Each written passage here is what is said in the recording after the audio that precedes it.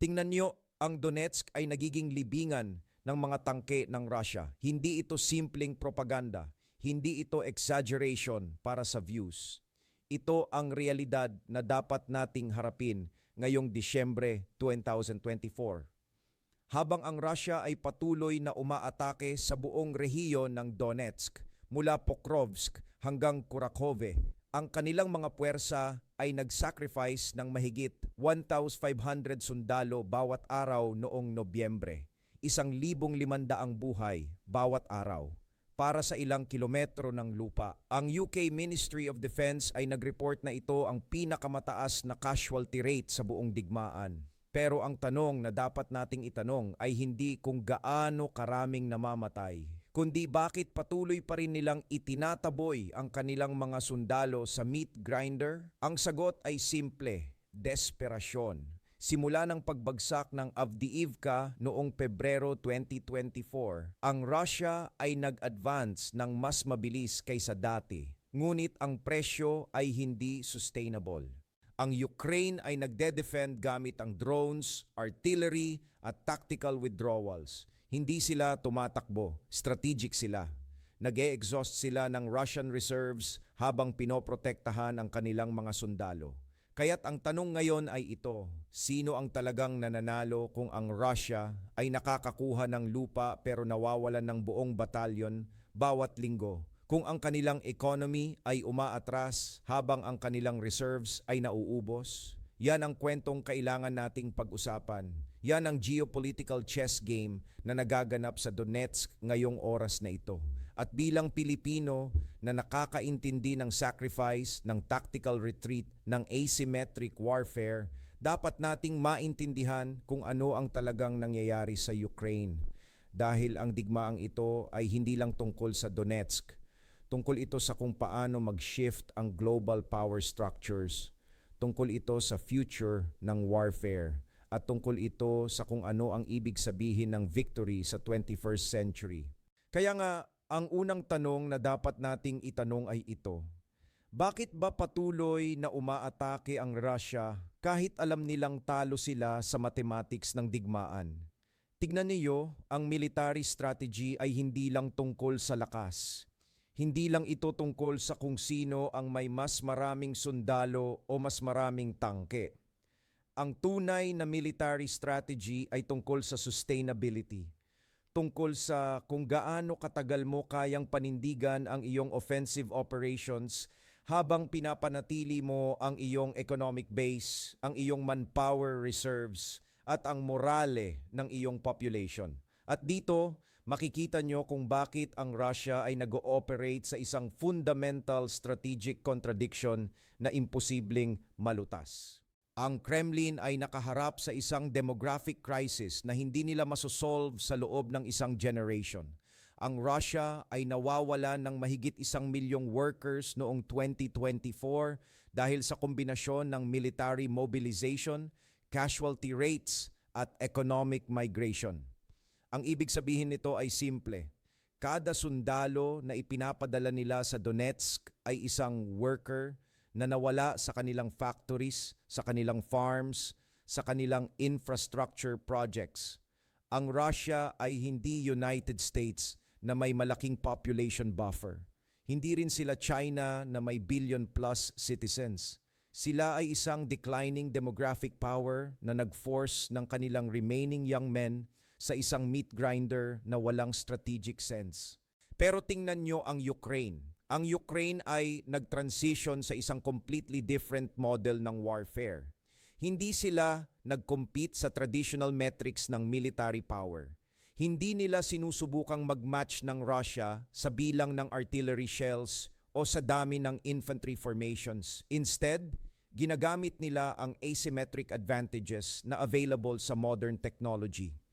Ang FPV drones na ginagamit ng Ukraine ay nagkakahalaga lang ng $300 to $500 bawat unit.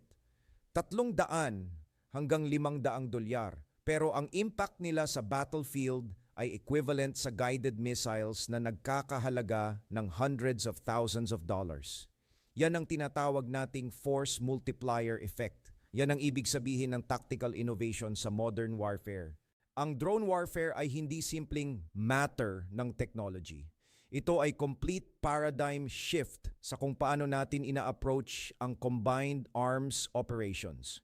Dati, ang offensive operations ay nangangailangan ng massive concentration ng forces.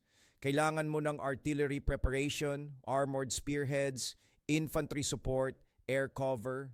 Pero ngayon, ang Ukraine ay nakakagawa ng layered defense system gamit lang ang persistent drone coverage. Ang tinatawag nilang drone wall ay effectively nag-create ng 15-kilometer kill zone kung saan ang any Russian formation na susubukang mag-concentrate ay agad na ma-detect at ma-engage. 15 kilometers. Yan ang equivalent ng entire tactical depth ng traditional defensive operations. Pero ginagawa ito ng platforms na mas mura kaysa sa isang motorcycle. At ito ang critical point na kailangan nating maintindihan. Ang Russia ay patuloy na nag-ooperate gamit ang World War II era doctrine ng mass. Ang kanilang approach ay simple. Mag-assemble ng large infantry formations, isupport ng artillery, then i-push forward through sheer weight of numbers. Yan ang exact same tactics na ginamit nila sa Battle of Berlin, sa Battle of Kursk. Pero we're not in 1943 anymore. We're in 2024 at ang battlefield ay fundamentally transparent ngayon. Ang bawat movement, bawat concentration ng troops, bawat staging area ay visible sa real time through drone reconnaissance. Kaya ang result ay predictable. Ang Russia ay nag-sacrifice ng thousands of soldiers para sa minimal territorial gains na walang strategic value. Tingnan nayo ang siege ng Bakhmut, 6 na buwan, 6 months ng constant assault. Ang Russia kasama ng Wagner mercenaries ay nag-sacrifice ng estimated 50,000 casualties para sa isang city na wala ng civilian population at completely destroyed na. Ano ang strategic value ng Bakhmut? Wala. Ito ay symbolic victory na nag-cost ng irreplaceable manpower. Pareho sa Avdiivka, ang Russia ay nag-deploy ng 120,000 troops para sa operation na nag-result sa 1 in 3 casualty rate. Isipin nyo yan, 1 in 3 para sa bawat 3 sundalo na pumasok sa Avdiivka operation, isa ang naging casualty. Yan ba ang sustainable military strategy? Yan ba ang paraan ng professional military force? Ang Ukraine, on the other hand, ay nag-demonstrate ng completely different understanding ng modern operational art. Sila ay hindi nag-hold ng positions para sa symbolic reasons. Sila ay gumagawa ng tactical withdrawals pagdating sa tipping point kung saan ang cost ng defense ay lumalampas sa strategic value ng terrain. Yan ang mature military thinking.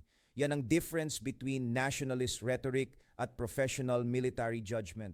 Kaya nga, habang ang Russia ay nag-celebrate ng capture ng small towns na walang operational significance, ang Ukraine ay nag-preserve ng kanilang combat effective units, nag-maintain ng operational reserves, at nag-build ng defensive depth na sustainable sa long-term conflict. At dito papasok ang geopolitical dimension na mas importante kaysa sa tactical details. Ang digmaang ito ay hindi isolated military operation. Ito ay part ng larger global realignment na nangyayari ngayong decade. Ang Russia ay betting na mag-collapse ang Western support para sa Ukraine before ng Russian economy ay mag-collapse from sustained sanctions at war expenditure. Yan ang kanilang theory of victory. Hindi sila nag-expect na manalo sa battlefield sa traditional sense. Ang kanilang hope ay simple. Outlast the Western attention span, outlast the political will ng NATO countries, at mag-force ng negotiated settlement na mag-legitimize ng kanilang territorial gains. Pero ang calculation na yan ay based sa faulty assumptions tungkol sa nature ng 21st century geopolitics. Ang Ukraine ay hindi Vietnam, hindi ito Iraq, hindi ito Afghanistan. Ang Ukraine ay existential security issue para sa entire European security architecture. Kaya ang Western support, kahit fluctuating, ay fundamentally sustainable dahil ang alternative ay acceptance ng Russian sphere of influence na mag-threaten ng NATO's eastern flank permanently. Yan ang reason kung bakit ang European countries ay nag-commit ng massive military aid packages despite ng domestic political pressures. Yan ang reason kung bakit ang Poland, ang Baltic states, ang Nordic countries ay nag-increase ng kanilang defense budgets sa levels na hindi pa natin nakita since the Cold War. Tingnan nyo rin ang economic aspect ng conflict. Ang Russia ay nag-allocate ng 40% ng national budget sa war effort. 40%. Yan ang war economy levels na comparable sa World War II mobilization. Pero ang problem ay simple. Ang Russian economy ay hindi self-sufficient sa critical technologies, sa precision manufacturing, sa advanced semiconductors na kailangan para sa modern weapon systems. Ang sanctions ay nag-cut ng access nila sa Western technology at ang result ay visible sa declining quality ng kanilang military equipment. Ang tanks na deployed nila ngayon ay mixture ng reactivated Soviet-era vehicles at rushed domestic production na lacking sa modern fire control systems, sa advanced armor, sa reliable communications equipment. Compare that sa Ukrainian adaptation. No, ang Ukraine, despite being the smaller economy, ay nagdevelop ng domestic drone production capability na nag-exceed ng 1 million units per year. 1 million. Yan ang industrial mobilization na specifically tailored sa requirements ng current battlefield. Hindi generic mass production, hindi cookie-cutter approach. Ito ay targeted development na aligned sa actual operational needs ng frontline units. At critically, ito ay technology na scalable, sustainable, at continuously improving through rapid iteration cycles based on combat feedback. Ang Operation Spiderweb ay perfect example ng Ukrainian operational philosophy.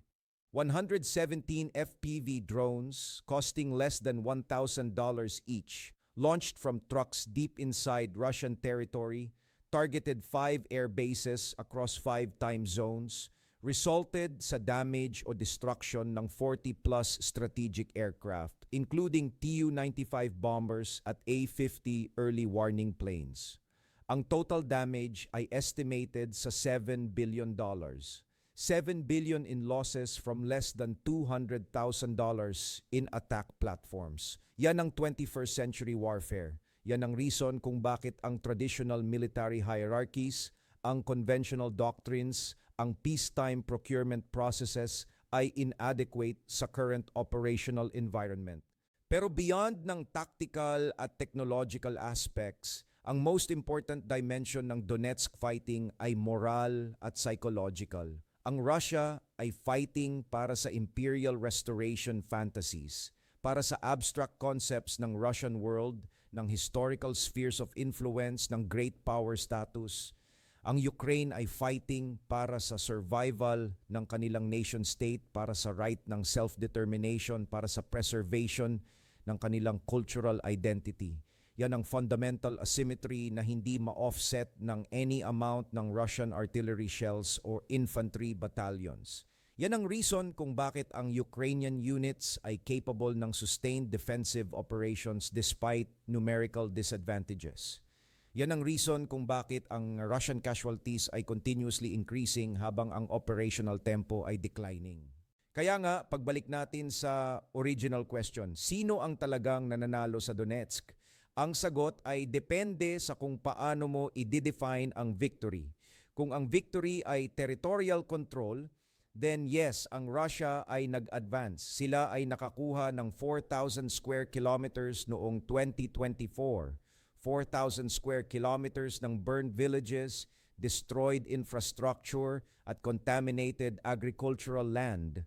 Pero kung ang victory ay sustainable military advantage, kung ang victory ay preservation ng combat power, kung ang victory ay long-term strategic positioning, then ang Ukraine ay clearly ahead. Sila ay maintaining force coherence, developing technological advantages, building defensive depth, at critically preserving ang political unity at international support na essential sa prolonged conflict. Ito ay marathon, hindi sprint. Ito ay war of attrition kung saan ang winner ay hindi yung unang makakuha ng 50 kilometers ng territory. Ang winner ay yung last remaining power na capable ng sustained military operations backed by functional economy at coherent political system. At sa metrics na yan, ang Russia ay clearly losing despite ng tactical gains. Ang kanilang economy ay overheating, ang kanilang manpower reserves ay depleting, ang kanilang technological edge ay eroding, at critically ang kanilang strategic options ay narrowing with every passing month. Yan ang lesson ng Donetsk para sa atin dito sa Pilipinas. Yan ang reason kung bakit dapat nating pag-aralan ang dynamics ng conflict na ito. Hindi dahil gusto nating maging involved sa European security issues, kundi dahil ang patterns na nakikita natin sa Ukraine ay directly applicable sa potential security challenges ng Southeast Asia. Ang drone warfare, ang asymmetric tactics, ang importance ng technological adaptation, ang role ng international coalitions, ang balance between defensive resilience at offensive capabilities. Yan ang templates ng future conflicts na maaaring harapin natin sa ating region. At ang best preparation ay hindi denial, hindi wishful thinking. Ang best preparation ay sober analysis ng current realities at honest assessment ng ating capabilities at vulnerabilities. Yan ang responsibility ng anyone na serious about national security. Yan ang obligation natin sa future generations. At yan ang lesson na dapat nating matutunan mula sa burning fields ng Donetsk ngayong Disyembre 2024.